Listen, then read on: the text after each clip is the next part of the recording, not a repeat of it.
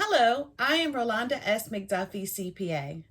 I help business owners grow and get financially fit through the areas of accounting, tax, business advisory services, and investment planning. Today, I wanted to share with you some tips on tax planning and why it's important for you and your business. To say COVID-19 has made 2020 a disastrous year for just about everyone would be an understatement.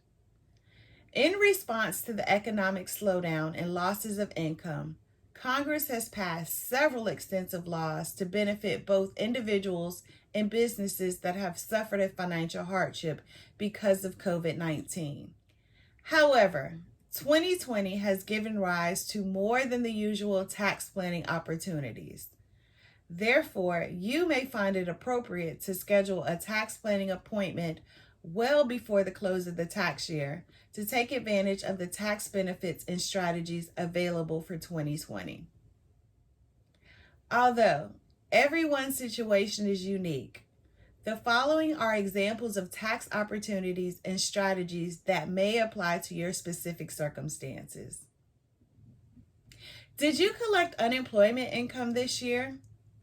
If you did, you should be aware that this is taxable for federal purposes and that most states also tax unemployment benefits. Even if you had your taxes withheld from your unemployment payments, don't be misled into thinking that this is going to be enough. Generally, the tax withheld from unemployment compensation is insufficient, especially when the extra $600 weekly amount of federal pandemic benefits is considered. Did you get divorced or separated this year? Divorce creates numerous issues that can have a significant implication on your tax return and the amount of your tax liability. For example, who takes credit for the kids? Allocating your taxable income? Who benefits from the tax credits and deduction carryovers? What about alimony? And who is responsible for the tax liability are just a few issues to consider. It may be appropriate to project your taxable liability in advance so that you can be prepared for the tax liability that may come next year. Did you suffer a disaster loss in 2020? There are special rules related to evaluating the losses incurred as a result of a disaster loss, and the results are more than likely will be quite different from what you might imagine. Our office can help you with the insurance claims, determine your loss for tax purposes, and provide guidance to minimize your tax benefits. Congress extended tax benefits that expired after 2017. Some of those benefits may apply to you for 2020, or you can amend your returns for 2018 and 2019 as appropriate to take advantage of the following extenders: forgiveness of qualified principal residence debt income, deduction of mortgage insurance premiums, credit for energy efficient home improvements, and credits for fuel cell vehicles, two-wheel electric vehicles, and alternative fuel refueling property. If any of these apply to you, you might consider consulting with our firm to see if the benefits warrant filing an amended tax return. Did you sell your home this year? If so, and if you meet the ownership and occupancy test, the gain from selling your main home will not be taxed up to $250,000 or $500,000 if you file a joint tax return with your spouse. But if you don't meet the requirements of both owning and using your home for 2 years in the 5 years counting back from the sale date, you may still qualify for a partial home sale gain exclusion. For example, you may qualify for a reduced exclusion if you sold your home to relocate this year because of a change in employment or due to health. We can determine the amount of excluded income and taxable gain and project how your taxes will be impacted. Have you prepaid enough taxes for 2020? One of the main reasons for doing a year-end tax planning is to determine if the taxes that you've already paid through withholding or estimated tax payments will be sufficient to cover your taxes for the year in order to avoid a penalty for underpayment of estimated taxes. If there's a shortfall, we can then see what appropriate steps we can take, either to reduce the tax, perhaps by increasing your retirement plan contributions, or bunching deductions, or increasing your withholding for the rest of the year. Did you place qualified improvement property in service during 2018, 2019, or 2020? Congress has made a retroactive law that allows a business owner to expense the cost of qualified improvement property in the year in which it goes into service. This is instead of depreciating the improvement cost and claiming the deduction over a number of years.